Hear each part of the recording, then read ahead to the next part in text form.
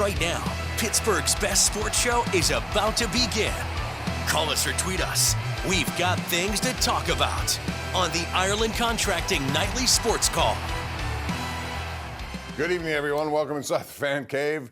Interesting story, Jessica Guay. Nice way to throw it over here to the sports department as we talk sports with you 7 nights a week right here on KDKA+. It's the Ireland Contracting Nightly Sports Call. Bob Pompeani, soon to be joined by Andrew Fillipponi up at the Fan. We're talking sports. Call us, 412-575-2600. That is the number to call. We also have a nightly poll, and tonight's question involves the Penguins, and you can hit it up on that QR code you see.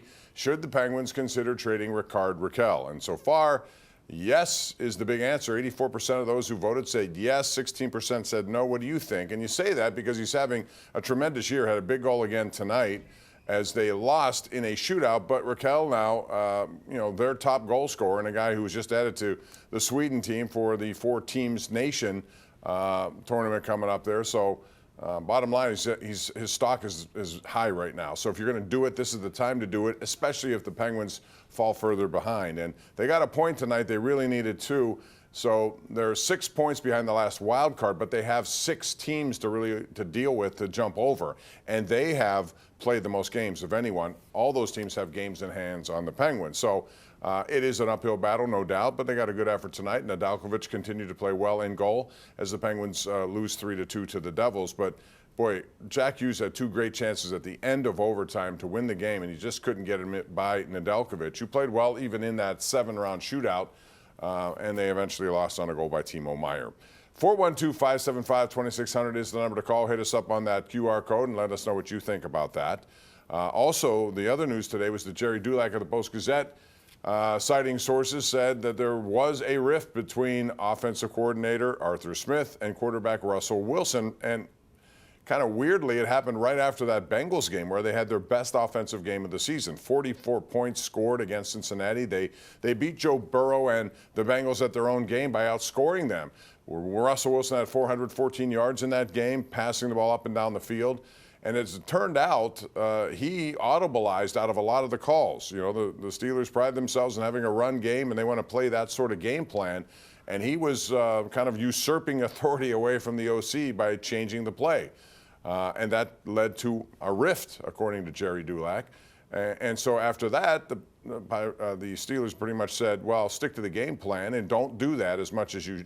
And what happened is the offense went backwards, quite frankly. So that's an interesting story. And because Russell Wilson is at the end of a contract, you wonder if it has anything to do with him coming back or if they're making a move toward Justin Fields, whatever the case may be. But quite frankly, given the fact that they scored 44 against Cincinnati the first time they met, and then they come back the second time and they ran the ball into a wall. They only had 51 yards passing through 3 quarters in that game at Acrisure Stadium. It's a very interesting situation. And the offense certainly was not as good as it was after Week 13. And they lost all 5 games after that. So it is an area of concern, and you wonder how it will impact what happens in the future. 412-575-2600 is the number to call. Also, we talked last night about Pitt, Jeff Capel. If you saw the sound from earlier today and after the game last night, he wasn't pulling any punches. Said it's the worst game that he's coached ever, perhaps, as they lost that game last night to Virginia, a team they really needed to beat. Virginia came in as a 13-point underdog, and they won by 16 at the Peterson Event Center, all for a Pitt team that really needed a win as they were on the bubble going into that as far as March Madness is concerned. Now they have games at North Carolina, at SMU.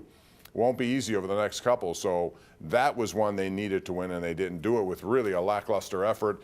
Very no attention to detail when it comes to defense. Virginia played a good game, yes, but the Panthers made it a little easier for them than it should have been. All right, we want to open the phone lines to you at 412-575-2600. Call, air your opinions. We do it 7 nights a week right here on KDKA+ and 93.7 The Fan. This is the Ireland Contracting Nightly Sports Call. We'll come back with your calls right after this. Don't go away.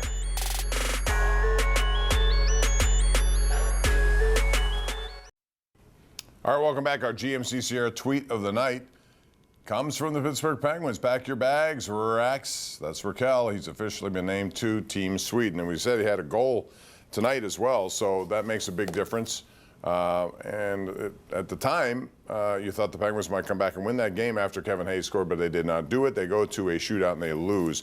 A lot of tweets coming in. This one from Ryan Zedek, who says a Super Bowl winning quarterback like Russell Wilson should have the freedom to call audibles while running the offense.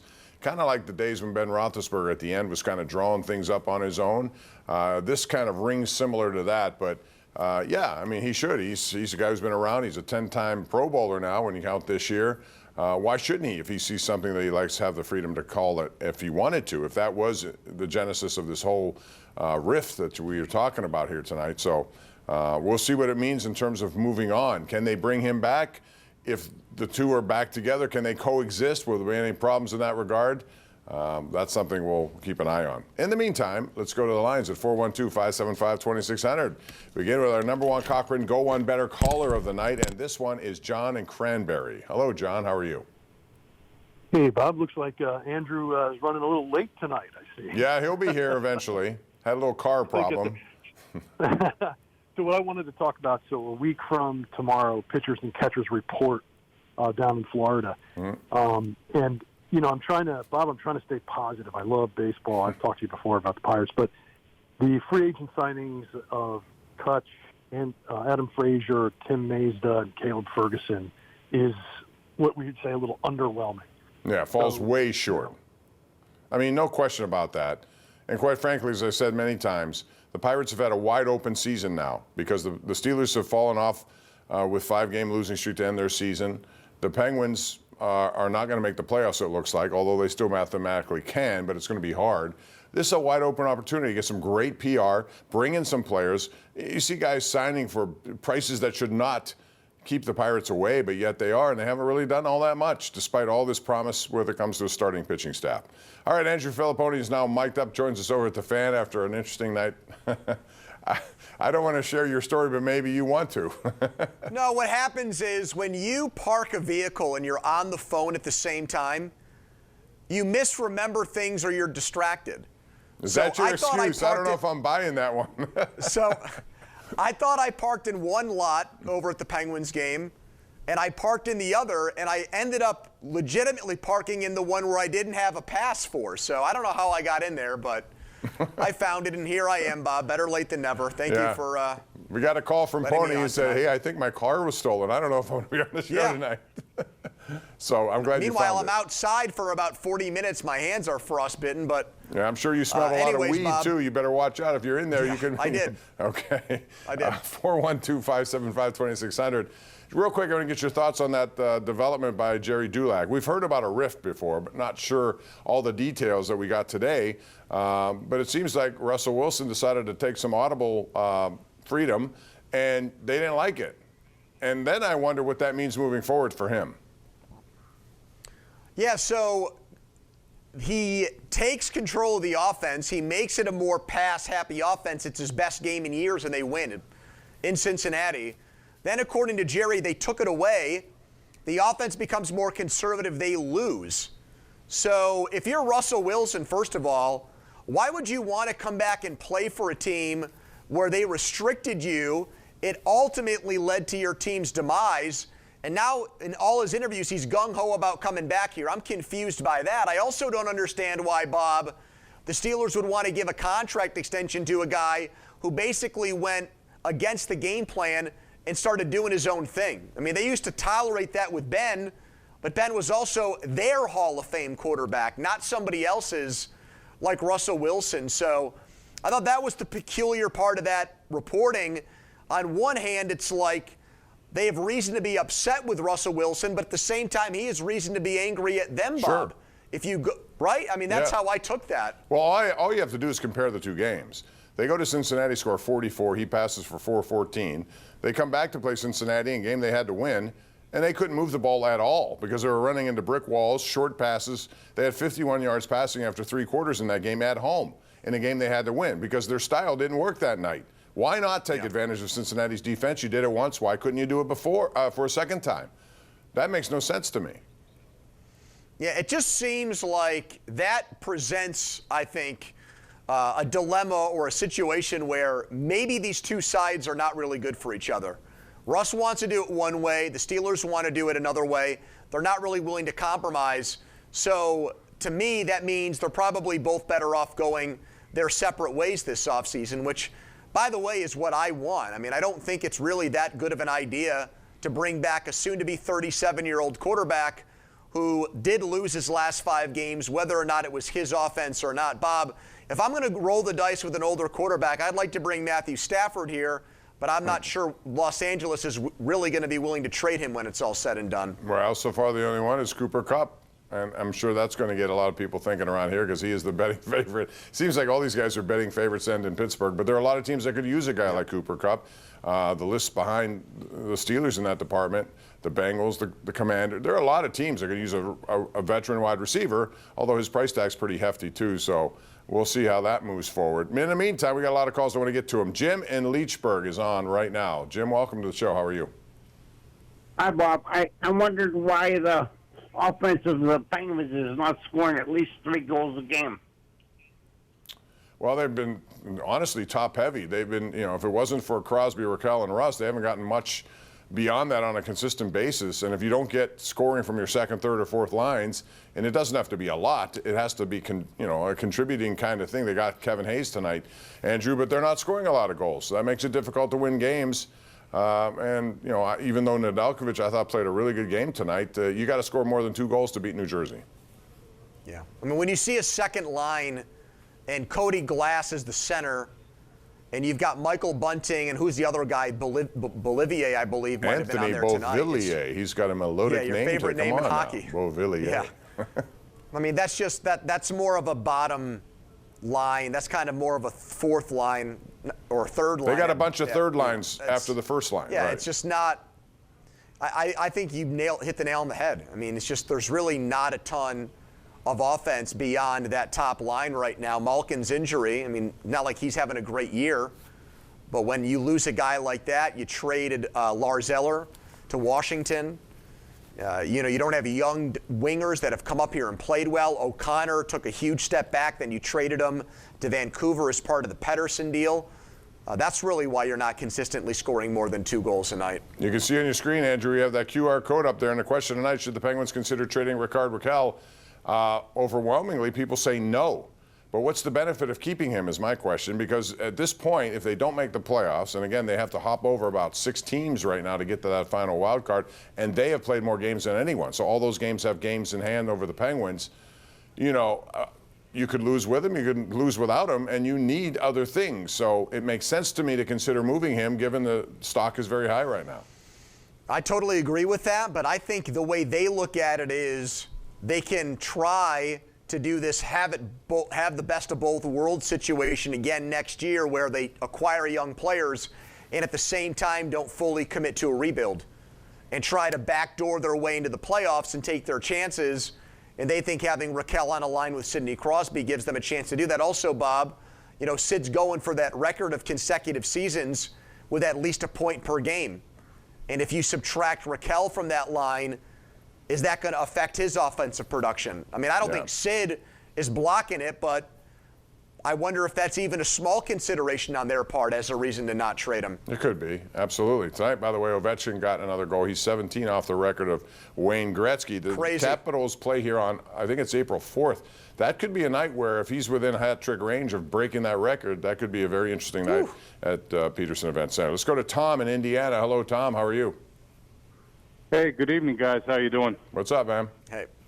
Hey, just wanted to check what your thoughts were on this riff you were talking about, and wanted to see what your thoughts were on the futures of Russell Wilson or Justin Fields. Is that good or bad for one or both of them? But just was curious, how that might set the Steelers off and how that makes your decision about a quarterback. I could see it going either way. I just want to get your guys' opinions on that. Thanks, Tom. Well, Pony, I think, we've heard a lot about the, quote, toxic positivity that Russell Wilson brings. He was on Pat McAfee, and he just said everything he had to say. I mean, he made it sound like everything is kosher here. He wants to be back. He got a special group, special coaches, special this, special that. This sounds much different, and I wonder how much it would affect. I still think Fields is a better option short term, and they still need to find that quarterback. It's neither of these guys, but Fields, to me, would be my choice. If you're asking me to pick between the two, I think it's a no-brainer. I mean, I'd much, much, much prefer Fields to Wilson because of the age. However, I'm just not very optimistic that Fields is going to be able to take his game as a passer to another level. And I also don't see them fully committing to a run-first offense. So that's really how you get yourself in this rock or a hard place situation that they find themselves in. The free agent quarterback market isn't very good. But, right. You know, Bob, would they, for example, would they look at Daniel Jones for a few $1 million, much cheaper than Fields or Wilson, and say to themselves, can Arthur Smith turn this guy into Ryan Tannehill in Tennessee? Because in that respect, their skill sets are very similar as quarterbacks. They're both more athletic than people give them credit for, and you know, Jones can make NFL throws. It's just doing it consistently that's been the problem throughout his career. I would say that about Fields too. Although Jones is more accurate than Fields, I still think there's an upside there, and I'd be intrigued to see if they can. Who would you say has had a better career to this point, Jones or Fields? Probably Jones. You know, but again, he's a little bit older, not a lot older. But he can run. He can do a lot of and you know, he does have that ability to stand in the pocket. He's a big guy, 6'5". He can deliver the ball. So there's a lot to be said there. But again, they're still going to be chasing, Andrew. They got to have some sort of formulated plan here to figure out who's that next guy. And you may not have a clear-cut answer based on how the draft unfolds, but at some point, they have to find their next franchise quarterback. And I'm going to be very curious to see how they go about doing it. I agree. I mean, it sounds like they're not really going to do it in this draft, even though Art said, I think that's why Art said this year or next year. Because I think Art's aware that this draft class is not really one where it's worth pouring a valuable pick into a player. However, you know, maybe if somebody falls to them in the mid rounds, you know, the 4th round or something like that, they take a stab on a guy. Yeah. It's going to be fascinating the next couple of years. And there are a lot of quarterbacks specifically next year and the year after that, too. We got to take a break. Come back with more. 412-575-2600. It's the Ireland Contracting Nightly Sports Call. Andrew, how costly was last night's loss for Pitt in the way they lost? It was just embarrassing. And Jeff Capel really had no words. Yeah, I mean, it's a killer if you've got to now make up for it. And Saturday at North Carolina would be a way to do that. Sweep North Carolina, and that way when they're discussing two bubble teams from the ACC, you're the one with the better resume of the two. Yeah, they also have SMU after that, and that's no bargain. But that was a game they needed to win. Double-digit home favorite, you can't do that. And they were non-competitive. They were terrible. Yeah. All right, Pony, I'm glad you got your car. I'm glad you raced to the studio, and we appreciate you being here, as always. Embarrassing. See you, Bob. Thank you. It happens. That's that cell phone, man. It can get you all messed up. Thanks, Pony, and that's going to do it for us tonight. Thank you for joining us. We'll do it again tomorrow night at 10:35, same time right here. It's the Ireland Contracting Nightly Sports Call. Thank you for being a part of it, and we look forward to hearing from you again tomorrow night. Good night.